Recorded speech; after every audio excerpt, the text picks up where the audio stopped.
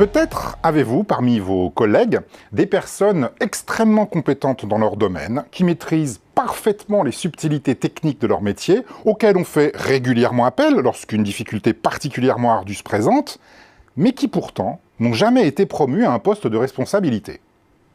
A l'inverse, vous connaissez peut-être aussi des responsables, des managers ou des dirigeants dont l'expertise opérationnelle est discutable, qui semblent moyennement qualifiés pour exercer les différents métiers qu'ils supervisent, voire qui affichent ostensiblement leur détachement lorsque l'on aborde des questions trop techniques, mais qui pourtant connaissent une progression de carrière rapide et impressionnante. Alors comment se fait-il que les plus compétents semblent stagner alors que les moins compétents sont promus? Eh bien en fait, cela s'explique très simplement. Dans toutes les organisations, les experts techniques sont particulièrement précieux. C'est en effet sur eux que repose le savoir-faire et la compétence qui sont à l'origine de l'avantage concurrentiel.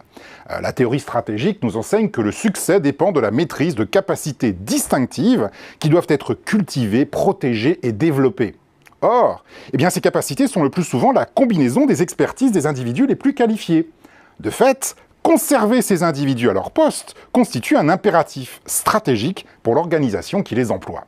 Dit plus simplement, lorsqu'une personne est particulièrement compétente à son poste, il serait risqué de lui donner une promotion. Mieux vaut la maintenir là où elle est et continuer à profiter collectivement de son expertise. A l'inverse, ceux qui ne sont pas les plus compétents peuvent être promus sans risque. Non seulement on n'entamera pas l'expertise collective en les nommant à un poste plus élevé, mais de plus, ils se montreront peut-être plus utiles dans une fonction de supervision qu'ils ne l'étaient dans une fonction technique qui, après tout, n'était peut-être pas faite pour eux.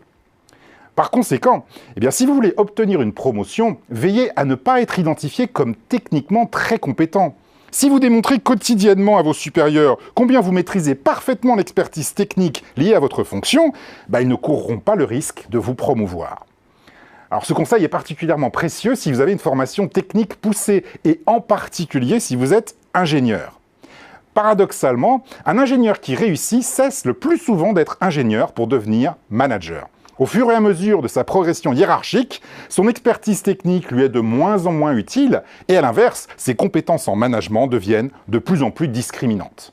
De fait, si vous êtes ingénieur et que vous souhaitez être promu, mais ça se vérifie aussi pour les avocats, les professeurs ou les médecins, ne cherchez pas à exceller sur le plan technique. Cultivez plutôt vos compétences politiques et relationnelles. Alors au total, en termes de progression de carrière, l'expertise est un frein. Et la meilleure manière de ne jamais obtenir une promotion, c'est d'être trop bon à son poste.